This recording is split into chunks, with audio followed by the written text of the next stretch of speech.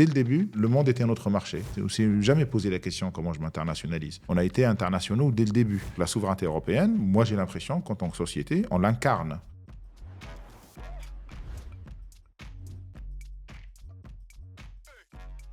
Adel, bonjour. Bonjour. Et ravi de te recevoir pour ce nouvel épisode de Scale to America. Pour ceux qui ne te connaissent pas, tu es le CEO et fondateur de la très belle Space Tech Infinite Orbit. Et une fois n'est pas coutume sur Scale to America, on voit moins parler d'expansion américaine, mais plutôt de souveraineté européenne, notamment sur les sujets spatial et défense, et évidemment de la trajectoire de la société. Si ça te va, est-ce que je peux te demander de te présenter rapidement et de présenter Infinite Orbit Oui, pour que on comprenne ce que tu fais et ce que vous faites chez Infinite Orbit. Merci de me recevoir. Donc, Adel Hadoud, moi je suis ingénieur aérospatial de formation du siècle dernier. Une expérience variée dans l'entrepreneuriat, les grosses sociétés pendant une vingtaine d'années. Et puis il y a 5-6 ans, j'ai fondé Infinite Orbit. J'étais d'abord le fondateur. En tant qu'investisseur. Au bout de 2 ans, j'ai compris que ça allait marcher et donc j'ai réinvesti. Puis j'ai ramené la société à Toulouse, en France. Qu'est-ce qu'on fait? On fait de l'action dans l'espace. Nous fabriquons des engins qu'on appelle des serviceurs, qui sont des satellites, qui sont assez uniques parce qu'ils ont la capacité de se rapprocher de manière non collaborative d'autres satellites. Et ça ouvre un marché énorme. C'est un marché de services en orbite qu'on appelle, qui peut être commercial. On parle d'extension de vie de satellites. On permet à d'autres satellites de vivre plus longtemps, donc de rapporter plus pour leurs opérateurs. Et puis, il y a un aspect défense très marqué, parce que maintenant, il y a de l'action dans l'espace, il y a des actions non souhaitées qui se passent dans l'espace. Il y a besoin de défendre ces actifs spatiaux qui peuvent être souverains, qui peuvent être militaires ou commerciaux. Et donc, on agit pas mal là-dessus. D'accord. Et donc, c'est vraiment une nouvelle économie qui est en train de se créer autour des services qui vont être apportés à ces satellites. Et vous avez la particularité, ou en tout cas dans un premier temps, de vous focaliser sur l'orbite géostationnaire, c'est ça? Exactement. Ouais. En fait, aujourd'hui, il y a à peu près 150 milliards de dollars d'actifs qui tournent autour de l'orbite terrestre. 80-90% c'est en orbite géostationnaire. L'orbite géostationnaire, c'est le Graal, c'est la Champions League. Maintenant, c'est le plus loin. Donc il y a l'éostationnaire qui est proche, et le géostationnaire, voilà. C'est le plus loin. Le géostationnaire, c'est le plus loin et qui a la particularité unique d'être géostationnaire, c'est-à-dire d'être tout le temps face à un endroit dans la Terre. Donc on y met des satellites très chers, qui vivent longtemps, qui sont très complexes, et c'est le nec plus ultra des satellites qu'on met en orbite géostationnaire. Donc ce sont des satellites qui méritent d'être servis, qui méritent d'être protégés, qui méritent une extension de vie, qui méritent une réparation, ce qui est moins le cas sur l'orbite basse, le LEO, ce qu'on appelle le LEO. Donc nous sommes assez uniques parce qu'on a fait un choix dès le début à s'attaquer à l'orbite géostationnaire. On était la première société au monde à mettre un nanosatellite en orbite géostationnaire. On va être la deuxième d'ailleurs bientôt. Et on est parmi les premiers, en tout cas le premier en Europe, le deuxième au monde, à faire de l'action dans l'orbite géostationnaire, c'est-à-dire aller faire un rendez-vous et se docker un satellite géostationnaire qui vaut plusieurs centaines de millions d'euros. C'est ça, donc vous répondez à un besoin qui est très précis parce que ces satellites sont extrêmement chers par rapport aux satellites géostationnaires. Et donc la question se pose, j'imagine, pour ces acteurs, soit de réenvoyer un nouveau satellite avec un modèle économique qui est de plus en plus incertain, et ça coûtera des centaines de millions de dollars, bien faire appel à des services comme Infinite Orbit pour étendre de combien de temps? Entre 3 et 5 ans, la durée de vie d'un satellite existant. 5 ans. Et donc ça évite un remplacement qui est très cher en CAPEX et qui est une prise de risque sur une quinzaine d'années, qui est figer certaines technologies sur une quinzaine d'années. Et donc c'est un choix qui est de plus en plus difficile à faire par les temps qui courent, et étendre la vie d'un satellite de 5 années, d'un point de vue purement financier, est beaucoup mieux que de faire un réinvestissement. On a le contexte. Je reviens juste sur les origines du projet. Donc Infinite Orbit est né à peu près en 2017. Et au début, comme tu l'as indiqué, tu étais seulement business angel. Donc tu as investi, dans la société. Et progressivement, tu es devenu CEO. Est-ce que tu peux nous raconter un petit peu les débuts avant que tu rejoignes l'aventure, et pourquoi est-ce que tu t'es décidé finalement à rejoindre l'aventure Infinite Orbit? C'est assez rare comme parcours de passer d'investisseur finalement à opérationnel. Comment ça s'est fait? Alors, moi, je suis entrepreneur. J'ai toujours été entrepreneur. Dès le début de ma carrière, j'ai rejoint des petites startups. Et puis, assez régulièrement, j'ai investi dans pas mal de sociétés. Quand on a été dans le spatial, les gens se rappellent tout le temps que vous êtes du spatial. Moi, j'ai voulu être astronaute plus tôt. Je n'ai pas pu le faire. Donc, les gens se rappellent de ça. Donc, c'était le papa, le premier CEO, qui était mon prof, en fait, pour mon MBA, et qui m'a appelé un jour. Il me dit, Adel, my son this, my son that. C'est un super, il faut que tu viennes. saoudienne, absolument. Donc je C'est le l'ai papa fait. du CEO, du fondateur initial. C'est le papa du fondateur qui a dit c'est une belle opportunité. On a quelques étudiants européens. C'était à Columbia University, que tu connais très bien, toi, je pense aussi. C'est du love money, j'ai envie de dire. C'est de la curiosité. J'ai senti que ça allait marcher, que c'était assez unique. Et donc j'ai investi. Au bout de 2 ans, quand j'ai vu que ça allait marcher, là, c'était un acte beaucoup plus réfléchi, beaucoup plus résolu. Parce que là, j'y étais avec mon temps, mon argent. Et j'ai demandé à tout le monde de venir à un endroit que je connais très bien, qui est Toulouse, et qui est la capitale spatiale européenne. On sentait que voilà, cette boîte avait du potentiel et il fallait peut-être un manager plus... C'est exactement ça. Au début, c'était de la curiosité. Au bout de 2 ans, j'ai compris qu'il y avait un potentiel énorme parce que j'ai pris le temps, du coup, d'appeler tous ceux avec qui j'ai fait des études il y a 25 ans et qui m'ont dit, Adel, ça, c'est rare. Il n'y en a pas beaucoup qui s'attaquent à aussi gros, à aussi unique. C'est très difficile, mais si ça marche, c'est assez unique. 5 ans après, c'est ce que je vois. Nous sommes assez uniques en Europe. Faire de l'action en orbite géostationnaire, sur les 2-3 prochaines années, je ne vois pas qui d'autre en Europe peut le faire à part nous. C'est vraiment quelque chose qui nous avait marqué chez Nufun parce qu'on a investi assez tôt dans la société. Vous avez rapidement décidé d'avoir une activité commerciale, là où souvent les autres space tech font beaucoup de R&D avant de lancer un premier produit et donc le premier euro de chiffre d'affaires arrive assez tard. Pourquoi finalement ce choix et comment est-ce qu'on fait pour signer des premiers clients quand on n'a pas encore démontré une technologie en réalité dans ce marché? Vous avez rapidement décidé d'aller... Alors, je vais peut-être dire une banalité. Il faut écouter son client. On passe beaucoup de temps. On a été voir le marché dès le début avec notre première idée, faire de l'action dans l'espace, faire du docking, etc., etc. La plupart des clients nous ont dit, c'est génial, on en a besoin, mais it's a big step. Est-ce que vous pouvez pas nous faire ceci? Est-ce que vous pouvez pas nous faire cela? Et donc, on s'est adapté à la demande du marché. On a été assez agressif, on a pris un certain nombre de risques, mais on a écouté notre marché. Et je pense qu'il y a une autre banalité que je peux dire, le marché est assez mondialisé. Donc, si on écoute autour de soi, autour de la technologie, les innovations, etc., on risque de fabriquer quelque chose dont le marché n'a pas besoin, ou pas encore besoin, ou on risque de fabriquer quelque chose qui est trop cher par rapport au marché. Et ça, on le voit beaucoup dans notre segment. Nous, on a très vite écouté tous nos clients. La chance qu'on a, c'est que des clients, il y en a moins d'une centaine dans le monde. Des gens qui ont des satellites en orbite géostationnaire, qui soient souverains ou commerciaux, il y a moins d'une centaine dans le monde. Donc on arrive assez vite à les écouter, à intégrer et à faire ce qu'il faut pour qu'ils nous achètent. Et c'est vrai qu'on a été bootstrapped un petit peu pendant 4-5 ans avant que vous veniez. Ouais. Et ça vous a permis à la fois d'avoir les premiers euros de chiffre d'affaires, mais aussi de valider un certain nombre de blocs technologiques. Exactement. Pour prouver que vous étiez capable d'aller vers l'ambition finale qui était l'extension de vie et d'autres produits, d'autres services sur lesquels on va arriver. Exactement. Enfin, tout simplement, il faut apprendre à mettre un engin en orbite géostationnaire, signer un lancement, communiquer avec un satellite, prendre une photo avec un satellite, descendre tester un équipement. Donc on a eu notre baptême du feu très tôt. C'était une première mondiale. C'est une première, et toujours pas eu d'autres depuis, même si tous les lancements ne sont pas publics forcément, mais un satellite aussi petit, capable de bouger en orbite géostationnaire, monter, descendre, prendre des photos, se rapprocher d'autres, oui, c'est une première. Ça nous a mis au même niveau. C'est ça, une fois qu'on est là-haut, tout le monde nous connaît, exactement. Tout le monde voit qui est là-bas. Et voilà. On l'a fait, on a eu comme client Intelsat, qui était le premier opérateur de satellite au monde, et quand on a ça, et on a une mission réussie avec le plus gros opérateur satellite au monde, tous les autres vous parlent.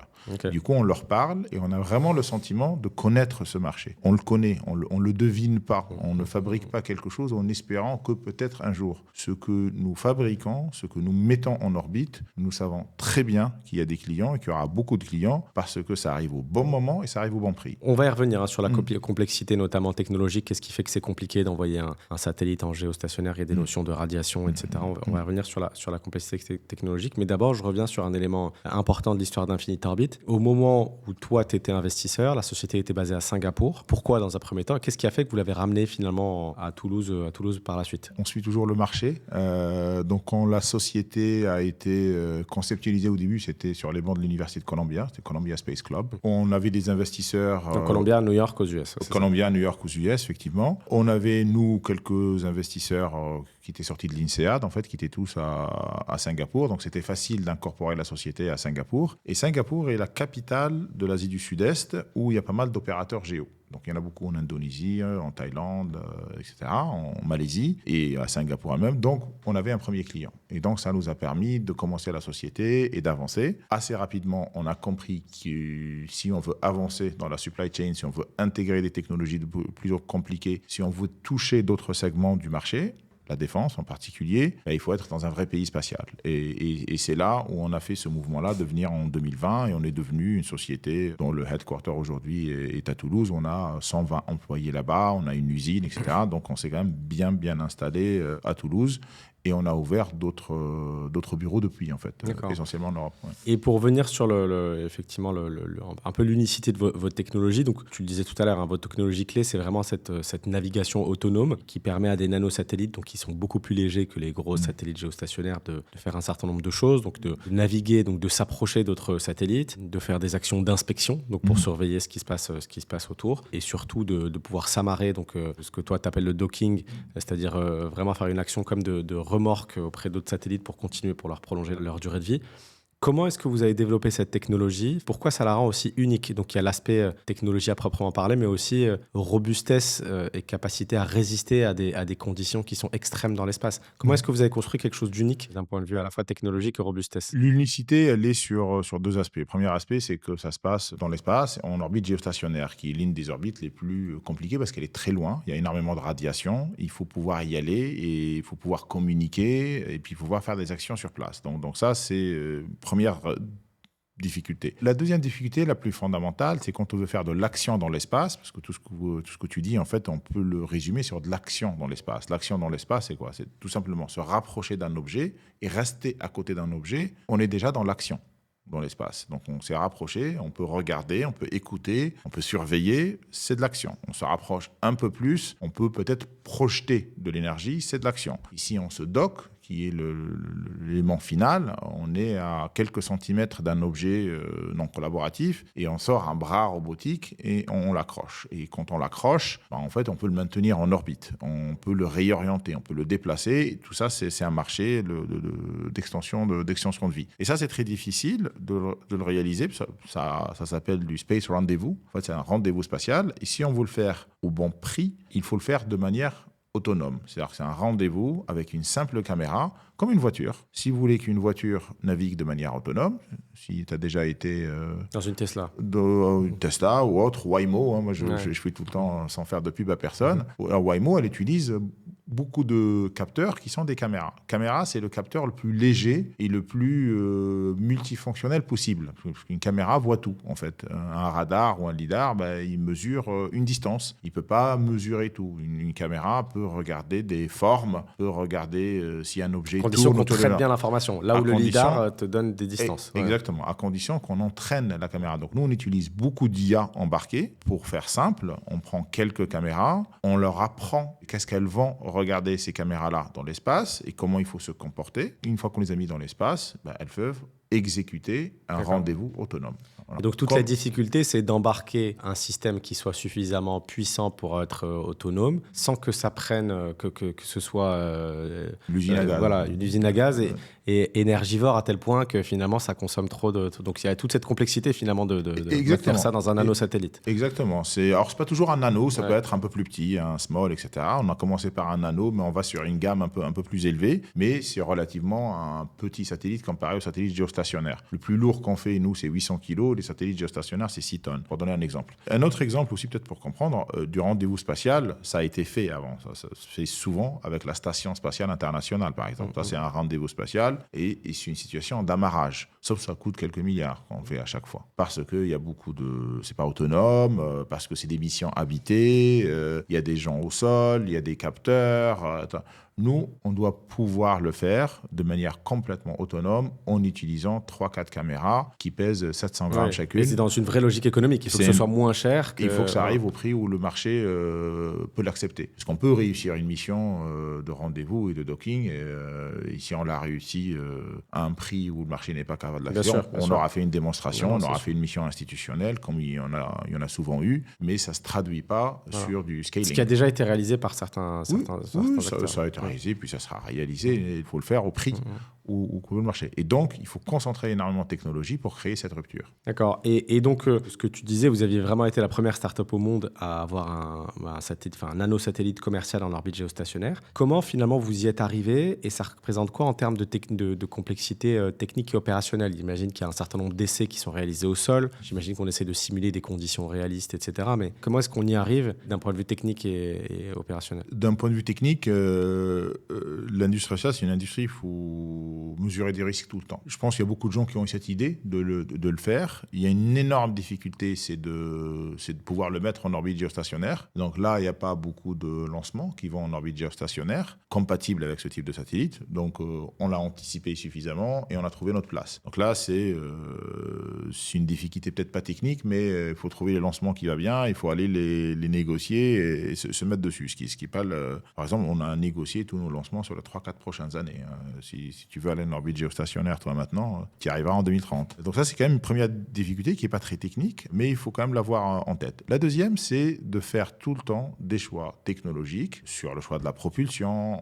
On a dû coproduire en quelque sorte ou co-designer la propulsion qu'on met sur notre satellite, sur les choix de navigation. Et donc, on fait toujours des choix technologiques en prenant en compte le risque qu'il y a, le coût et puis le délai, parce qu'il faut aller vite. Donc, on a fait un certain nombre de choix qui ont marché. Donc, on a un satellite qui a vécu pendant 2 ans en orbite géostationnaire, qui nous a permis de faire pas mal de choses. Et les difficultés, elles étaient partout, quoi. La propulsion, la navigation, le système au sol, communiquer avec le satellite. Rien que pour descendre une photo, c'était du boulot alors que le satellite était déjà là-haut, c'est pendant 3-4 mois, quoi. On a remonté du software, on a corrigé des choses, on s'est redescendu, etc. Mais une fois que c'est un succès, ça change complètement la trajectoire de la boîte parce que personne ne l'a réalisé avant et voilà, personne ne l'a réalisé après non plus. Et donc, vos clients aujourd'hui, c'est quand même des références internationales. Là, on parle de Intelsat, Azer Cosmos, Hispasat, évidemment le CNES. C'est un portefeuille très international pour une boîte aussi jeune comme vous. Après, tu disais que le spatial, c'est quand même un petit monde international. Mais comment on fait pour construire ces relations? Est-ce qu'ils ont l'habitude de traiter avec des startups? Qu'est-ce qu'il faut avoir démontré? Voilà, comment on crée et on renforce ces relations au fil des années? Comment est-ce que tu as réussi à craquer finalement la relation avec ses clients? Oui, mais je ne sais pas comment répondre. Je vais peut-être dire une banalité. Faut s'intéresser à son client. Faut prendre l'avion, voyager. Il y en a entre 50 et 100. Il y a 2 réunions ou 3 réunions mondiales où tous ces gens-là se réunissent. Ils se ressemblent. Si on s'intéresse à son marché, on s'intéresse à ses clients, on finit par comprendre leurs besoins et on arrive à leur offrir une chose dont ils ont besoin. Si on réfléchit en termes de techno-push, il ne faut pas nous voir comme ça. On fait une technologie, je la crée, puis je vois bien. Après, je me pose la question comment je m'internationalise. On ne s'est jamais posé la question comment je m'internationalise. On a été internationaux dès le début. Les investisseurs, ils étaient internationaux. On ne voyait pas les frontières dès le début. Ils sont où les clients? Il y en a 50, il faut leur parler. Donc, on leur parlait là où ils étaient.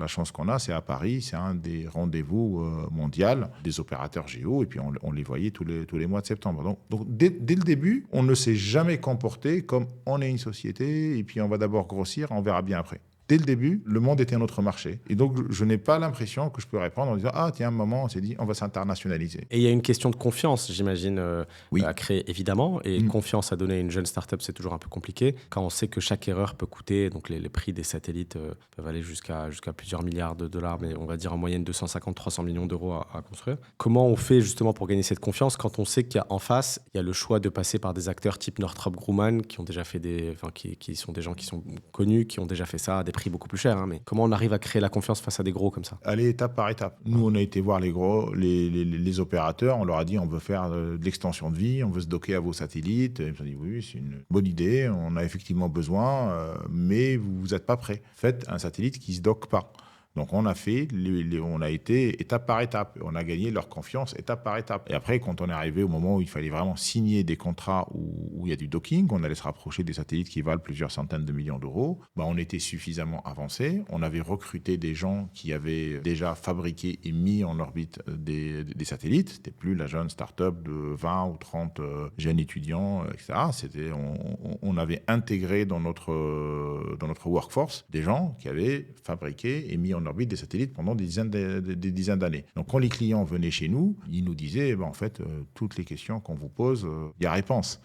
Et on est dans une industrie où le client est quand même habitué à partager un peu de risque avec le C'est ça, fournisseur. donc c'est quand même quelque chose qui est... Voilà. qui est Ils veulent sortir. Bon, nos clients, ils sont venus, ils ont été voir notre supply chain un peu partout, dans 3-4 endroits. Ils ont évalué notre technologie, ils ont vu notre matrice des risques. Et ils ont été à l'aise avec notre prise de risque et avec le personnel qu'on avait. D'accord. Et c'est ça qui a permis qu'on signe des missions. Ouais. Et finalement, est-ce que cette notion qu'on entend de plus en plus de souveraineté spatiale européenne, etc., est-ce que c'est un argument commercial aujourd'hui avec tes clients, qui sont souvent des clients parfois institutionnels, pas que, hein. Et est-ce que c'est quelque chose est-ce que c'est un argument commercial? Est-ce que c'est un cap qui guide vos choix en interne? Et finalement, d'ailleurs, comment est-ce que toi, tu définirais cette notion de souveraineté vraiment européenne spatiale? En fait, c'est pas un argument commercial, c'est notre ADN, nous. C'est une nécessité. Ouais. C'est que tout à l'heure, je disais que le marché, pour nous, c'est le monde. Mais par contre, notre ADN, depuis qu'on est venu en 2020, début 2020, plein Covid, on a bougé notre headquarter à Toulouse, on a compris une chose très simple, c'est la souveraineté européenne. Si on veut travailler avec les acteurs souverains européens, les différents, est une nécessité, c'est pas un argument. Et on l'a implémenté dans tous nos choix. D'abord, nos choix technologiques. Notre supply chain, elle est à 95% européenne. Donc le satellite qui fait l'extension de vie, le serviceur qui fait l'extension de vie, il y a une quarantaine de fournisseurs de 17 pays européens différents. Et c'est un choix. On aurait pu aller chercher ailleurs, mais non, on a fait un choix. Notre shareholding, la dernière levée qu'on a faite, qui était oversubscribed, donc en fait on aurait pu choisir qui on veut, on a choisi de maximiser les investisseurs de plusieurs pays européens. Donc il y a 7 pays européens qui ont des investisseurs de référence, de deep tech, qui sont dans notre cap table. De plusieurs pays. D'Allemagne, de Pologne, d'Espagne, de Luxembourg, de Suisse, de France, bien sûr. France était au début. Je parlais européen hors France. Oui. La Commission européenne est investisseur. C'est le deuxième plus grand investisseur dans Infinity Orbit après moi. Et donc la souveraineté européenne, moi j'ai l'impression qu'en tant que société, on l'incarne. Pas un argument. C'est pas du sugarcoating que je veux dire. Quand on parle avec la Commission européenne, quand on parle avec les institutions européennes, on est à la maison. Ils ont investi chez nous.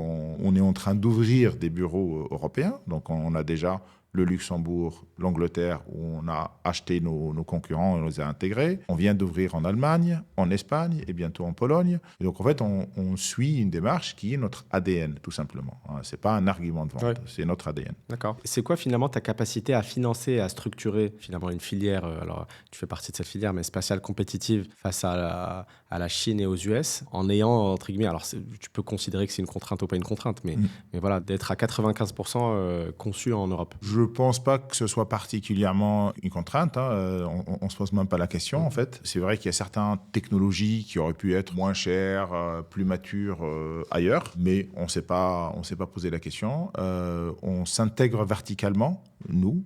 Donc, on fait des choix et on internalise des technologies quand elles n'existaient pas. Par exemple, on fait beaucoup de logiciels de navigation et puis on achetait des caméras au début, les premiers satellites, pour que notre logiciel tourne sur une caméra. Petit à petit, on s'est rendu compte que ou il fallait acheter aux États-Unis et qui n'était pas exactement ce qu'ils voulaient, ou il fallait qu'on la fabrique nous-mêmes. Et donc en fait, on l'a fait nous-mêmes. Quand on trouve pas la techno, ou on la développe, ou on accompagne. On est un donneur d'ordre, nous, aujourd'hui, en Europe. On a une supply chain qui est partout en Europe. On essaye d'amener cette supply chain-là vers nos besoins. On a des besoins d'industrialisation. Il faut qu'on scale. Ce qu'on a fait une fois, il faut qu'on arrive à faire 4 fois, ou 5 fois, ou 10 fois. Ce qu'on a fait pour 100, il faut qu'on arrive à le faire pour 50. Ce qu'on a fait pour 12 mois, il faut qu'on arrive à en faire en 6 mois. Et on essaie d'entraîner notre supply chain avec nous là-dessus. C'est un effort. C'est un travail, pas toujours facile, mais si on travaille dur, on y arrive. Et je sens quand même une certaine énergie en Europe pour dire on accompagne ces mouvements-là. Donc je reste relativement confiant. Qu'est-ce qui manque alors à l'Europe pour élever son degré d'indépendance? Donc il y a le lancement, voilà. Donc, il reste que le lanceur sur lequel il y a encore une dépendance qui je pourrais parler longtemps. Les gros transferts vers Géo, je pense qu'il y a eu tellement d'investissements en Europe. Il y aura des lanceurs qui vont lancer, il y aura des gros lanceurs qui iront en orbite géostationnaire. Il y a des donneurs d'ordre, donc on est en retard, il faut le dire. Moi, je reste positif. Je pense qu'on est conscient. Ça serait bien qu'on travaille de manière un peu plus synchrone, mais globalement, les grandes puissances européennes du spatial sont assez conscientes de l'enjeu et je pense qu'on va rattraper. Je reviens sur un épisode qui était assez intéressant en début d'année. Il y a eu 2 satellites russes qui ont été surpris en train d'espionner des satellites européens. Et donc, on est exactement dans votre terrain de jeu, notamment sur la partie service d'inspection. Qu'est-ce que cet épisode a changé échanger sur la narration, en tout cas d'Infinite Orbit, autour de justement ce sujet de souveraineté spatiale. Moi, je me souviens, on était plutôt sur un discours plutôt économique. On va construire finalement des serviceurs qui vont pouvoir réaliser des services en orbite. Et là, on se rend compte qu'il y a quand même une opportunité extrêmement intéressante aussi sur le volet militaire défense et sur lequel vous avez complètement les capacités de réaliser des missions à très haute valeur ajoutée. C'était pas un épisode pour moi. Malheureusement, je dois dire que c'est monnaie courante en fait. Ça a eu énormément de visibilité, effectivement, au début d'année, mais c'est quelque chose qui se fait depuis 5-6 ans. Bon, moi, personnellement, je suis au courant depuis 5-6 ans. Moi. Il y a une énorme accélération depuis un an et demi. C'est des visites. Donc concrètement, c'est des satellites qui se rapprochent. Concrètement, c'est des satellites qui se rapprochent d'autres satellites. Personne n'est censé le faire. Vous opérez un satellite, vous êtes censé garder votre orbite, qui a été bien définie pour ne pas interagir avec l'orbite d'un autre satellite. Donc quand vous êtes une manœuvre, donc un acte délibéré de changer votre orbite et d'aller vous rapprocher d'un autre satellite, qui est souvent pas un satellite anodin, qui est souvent un satellite d'observation de la Terre, de télécommunications, souvent très stratégique. Très stratégique, on se pose des questions. Et donc, en fait, c'est pas nouveau. Par contre, il y a une énorme accélération et une énorme visibilité. Ça, c'est clair. Depuis un an et demi, et c'est toutes les semaines que ça se passe. Nous, c'est pas quelque chose qu'on découvre. Donc, nous étions conscients que la capacité qu'on développe, une capacité assez unique, qui est de se rapprocher, ça s'appelle du Space Rendezvous, un acronyme qui s'appelle RPO, Rendezvous and Proximity Operation. C'est ce qu'on maîtrise. Nous étions conscients que c'est à usage dual, en fait. Maintenant, la conscience de la défense n'était pas encore là, il y a 4-5 ans. Il y a regardé, à quel point c'est une réalité, etc. Ça a complètement changé il y a un an et demi. Tout le monde ose parler de l'action dans l'espace. Et effectivement, si nous, on développe la capacité de se rapprocher d'un engin, et ben en fait, on peut faire beaucoup de choses avec notre serviceur qui peut se rapprocher. Le premier niveau d'action, c'est juste du monitoring, en fait, du renseignement. Qu'est-ce qui se passe là-haut? Parce qu'aujourd'hui, depuis le sol, on a un point blanc sur un écran.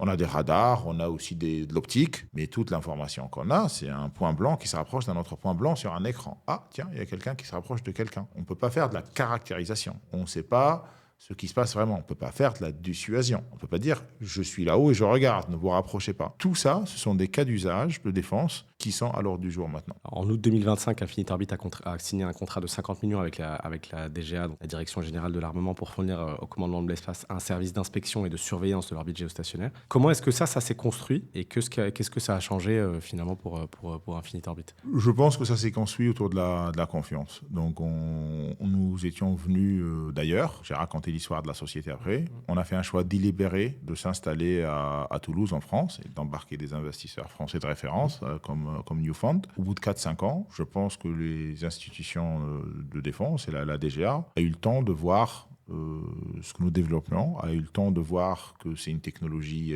assez unique, qu'elle est entièrement faite, fabriquée et testée à Toulouse, et ça a créé suffisamment de confiance pour qu'ils nous donnent le contrat qui a été annoncé effectivement en août l'année dernière. Ouais. Effectivement, il y a un espace militaire qui est en train de devenir un vrai théâtre de tension géopolitique, ça c'est une certitude. Et donc, c'est quoi les grandes menaces en dehors de l'inspection finalement de quelques satellites qui peuvent être ennemis, qui peuvent exister sur ces satellites géostationnaires? Quel est le vrai enjeu en réalité de surveillance? Il est très simple. En fait, le spectre, il est très large. Vous pouvez avoir un engin qui vous a coûté 10 ans de développement et 500 millions d'euros et vous ne l'avez plus. Donc financier, il n'y a plus accès à l'information. Voilà. Vous l'aviez, vous ne l'avez plus. Ouais. Le spectre est large. À la fin, vous pouvez ne pas avoir cet engin. Il ne communique plus. Il y a plusieurs techniques. Il peut être mis hors d'usage. On ne sait pas forcément. Il peut être ébloui, créer des interférences, brouillage. Ouais. Et donc, on peut ne plus avoir accès à ces engins. Aussi simple que ça. Et donc, il faut donc de la même manière qu'au sol, sur certains actifs stratégiques, des centrales nucléaires, etc. Là, on a des actifs stratégiques dans l'espace qu'on veut protéger. C'est l'extension du territoire national. Et donc, ces actifs-là, si on n'y a plus accès, on n'y a plus accès. Donc, le risque, c'est de ne pas pouvoir les utiliser. Or, on les a mis là-haut pour pouvoir les utiliser. Sur le contrat DGA, donc finalement, j'imagine qu'évidemment, ça change d'un point de vue de crédibilité par rapport à d'autres organisations, je dirais, institutionnelles. Auprès de clients civils, parce que ça rajoute de la crédibilité. Est-ce que ça peut créer de la friction, notamment pour certains contrats à l'international ou travailler avec d'autres institutions internationales? Est-ce que c'est uniquement du positif finalement? C'est uniquement du positif. Avoir la confiance d'une institution aussi prestigieuse que la défense spatiale en France, c'est pas à la portée de tout le monde. Donc, ça rassure les alliés, ça ouvre un marché de défense à l'international. Les gens vous écoutent, ça professionnalise. Je ne vais pas dire que ça rajoute des contraintes, ça professionnalise. Donc, on a des biens à double usage. Donc, si on les exporte, faut se comporter d'une certaine manière. L'export control, il faut le traiter correctement. L'information, la qualité, la surveillance des sites, etc.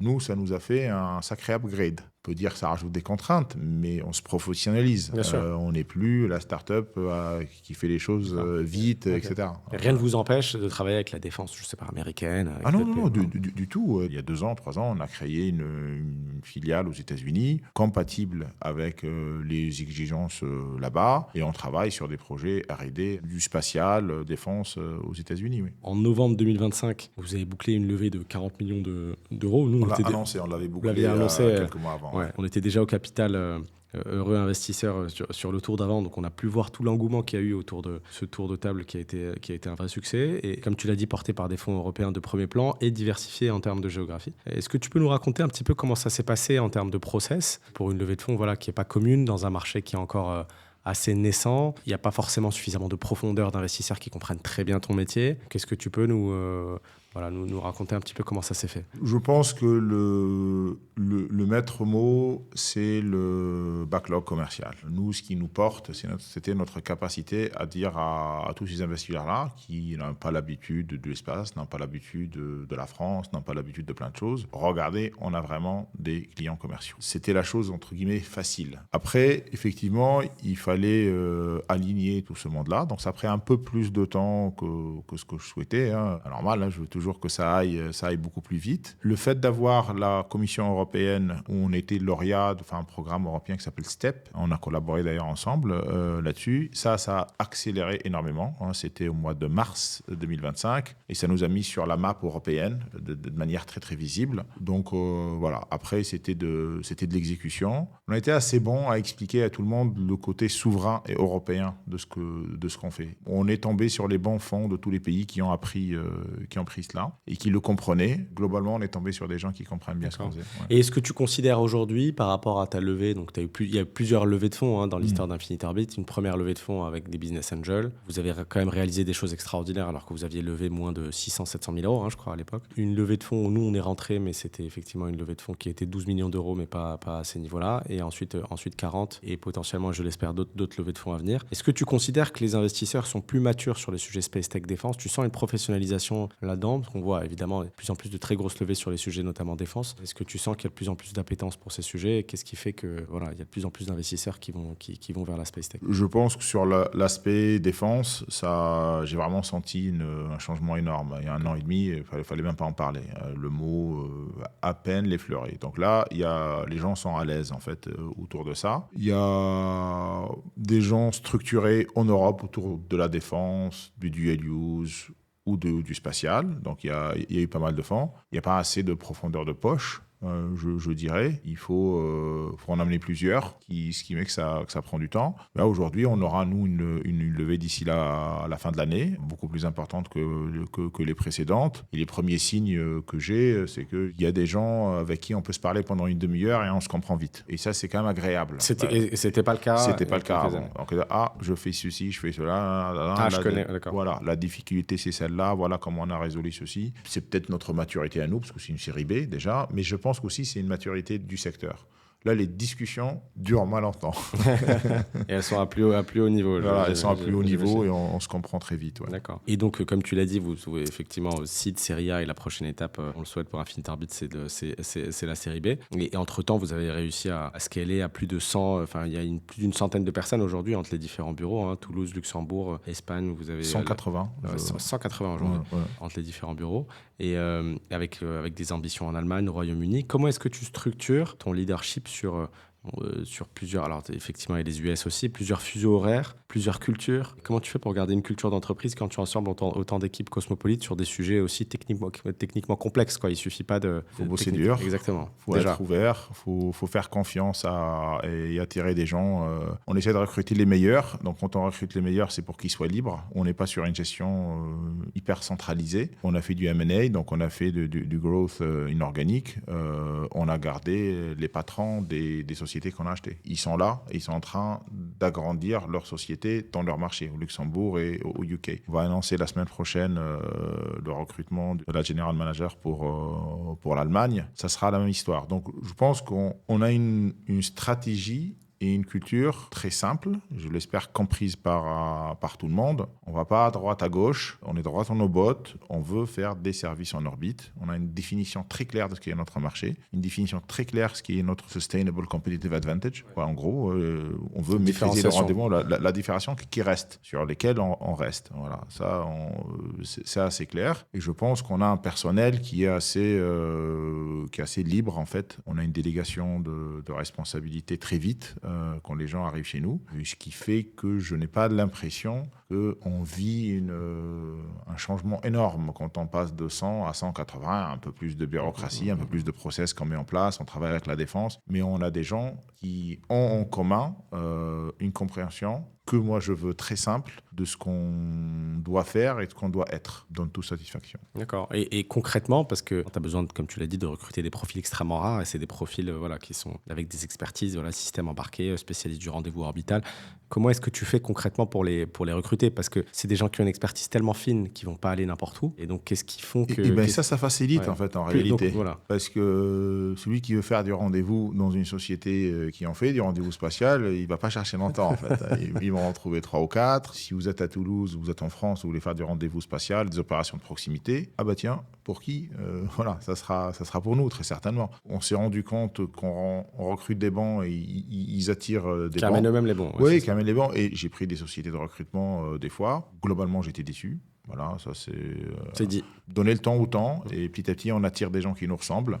Oui, c'est un effet incrémental en fait. Au bout d'un moment, on a toujours des positions qu'on a du mal à recruter, mais globalement, un autre exemple. On a basculé dans l'IT, on a notre propre usine depuis le début de l'année. Et ben en fait, on a recruté les bons, ils ont ramené les bons, on n'a fait aucun effort. En termes de création de barrières à l'entrée aussi, c'est souvent des arguments qu'on oublie de citer dans les boîtes. Effectivement, cette capacité à creuser l'écart en termes de capacité à recruter les meilleurs. Plus on recrute les meilleurs, plus on recrute même les meilleurs, et ça te crée quand même un pool de talent qui prend de l'avance sur la compétition. Et on ne les perd pas. C'est quand même une statistique qu'on regarde de près. Si on passe un petit peu sur un peu la vision et vos prochains défis, un peu les grandes milestones. Vous avez le lancement de votre première mission d'extension de vie de la satellite géostationnaire qui est prévue pour 2027. Donc c'est assez proche. C'est une mission entre guillemets, je ne sais pas si c'est à très haute tension, très haut risque, mais sur lequel vous allez devoir prouver au monde que vous savez faire. Qu'est-ce qui t'empêche de dormir la nuit, ou qu'est-ce qui te stresse ou t'angoisse sur ce process-là, en sachant que on espère que ça a marché, il y a des chances que ça ne marche pas. Si ça ne marche pas, ça va décaler la prochaine mission à X années. Voilà. Comment est-ce que tu arrives à survivre avec un niveau de risque qui est élevé et qui peut avoir des conséquences? Vous avez d'autres produits, mais qui peut avoir des conséquences sur la suite d'Infinite Orbit. C'est ce qui m'empêche de dormir. Moi, j'aime mon travail. Donc, quand j'arrive pas à dormir, je travaille et puis je suis content. Donc, j'ai cette chance. J'ai envie que ça dure le plus longtemps possible. Les moustiques, des fois, ça m'empêche de dormir. Ça va alors, ça va. Non, en fait, on est rythmé par le lancement. Le plus grand risque qu'on ne maîtrise pas, c'est le décalage du lancement. Et les lancements, c'est tout le temps décalé. Donc là, on a une mission qui part en orbite basse en avril 2027. Où on va démontrer pas mal de choses. Tom et Jerry, Tom qui court derrière Jerry. On va démontrer la capacité d'un engin de suivre un autre engin dans l'espace. Après, on a une mission d'inspection fin 2027. Et après, on a la mission de docking début 2028. Premier risque que je regarde, si les dates sont décalées. Le deuxième risque, c'est les fournisseurs. Donc on est un donneur d'ordre. On a une supply chain. Quand vous avez 17, 20, 30, 40 fournisseurs, le problème, il va venir de l'un d'eux. Donc, il faut une capacité à les suivre, à les aider, à les intégrer, etc. Après, il y a notre technologie propre. Donc là, par contre, on a des milestones de testing. Donc, c'est un peu plus rassurant parce que c'est interne. Mais c'est d'abord l'externe, en fait. Le lanceur, c'est de l'externe. Et puis, les autres fournisseurs, c'est de l'externe aussi. C'est ça les risques qui sont pas maîtrisés et qui peuvent nous retarder, en fait. Commences à avoir une grande diversité de missions et de services à apporter, et tu dépends moins finalement du succès ou de l'échec d'une mission pour continuer ton aventure, y compris d'un point de vue financier, etc. Donc, oui, c'est-à-dire que si ça se passe, c'est ça. Et donc, aujourd'hui, de ce que je comprends, tu as effectivement des missions de prolongation de vie des satellites. La vision à long terme d'Infinite Orbit dans 10 ans, C'est quoi? C'est une constellation finalement de nanosatellites qui rend plein de services à plein d'actifs. C'est Où ça. est-ce qu'on est? Alors, c'est pas le mot constellation, c'est Ouais. une flotte en fait. C'est une Donc, flotte, ouais, c'est voilà, ça. c'est une infrastructure spatiale qui est capable de performer, qui est capable de faire de l'action dans l'espace. Donc, il faut que dès 2029, on puisse lancer pas un ou deux comme on fait actuellement, mais entre 4 et 6 serviceurs par an. Et puis, qu'il faut qu'on arrive à maintenir cette infrastructure-là dans l'espace pour faire de l'action à la demande. Donc, en fait, c'est notre capacité à agir partout, sur différents endroits, sur différents marchés, militaires ou purement commerciaux, dans l'espace. C'est là la vision. C'est pour ça qu'il y a une usine. C'est pour ça qu'il y a eu du M&A, donc au début de l'année. Puis on va en continuer, parce qu'il faut être présent dans les autres pays européens pour travailler en proximité avec les institutions souveraines de l'Allemagne, du Luxembourg, de l'Espagne, etc.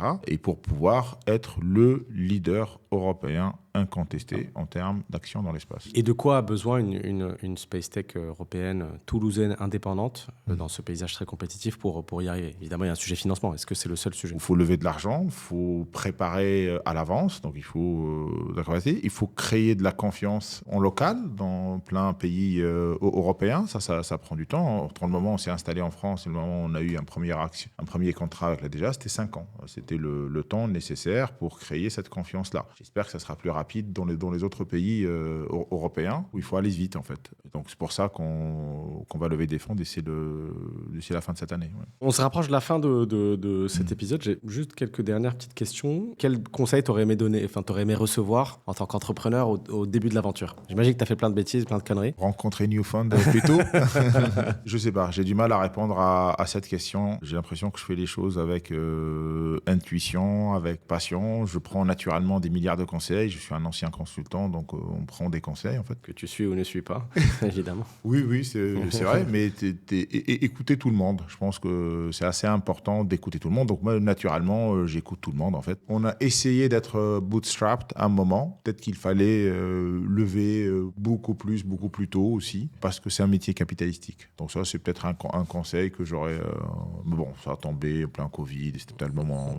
C'est toujours compliqué la question des regrets, en tout cas, voilà, sur l'ensemble. Voilà, sur un conseil, lever plus vite, plus tôt. Et qu'est-ce qu'on peut te souhaiter concrètement et souhaiter Infinite Orbit sur les 18-24 prochains mois? Que tous mes clients soient contents, que tous nos employés restent passionnés et que la souveraineté européenne se matérialise dans l'espace et qu'on en fasse partie. Super, écoute, ce sera le mot de la fin. Un grand merci à Adèle d'avoir accepté mon invitation. Je souhaite beaucoup de succès avec Infinite Orbit et je vous dis à très bientôt pour d'autres épisodes sur Scale to America. Merci. Merci beaucoup.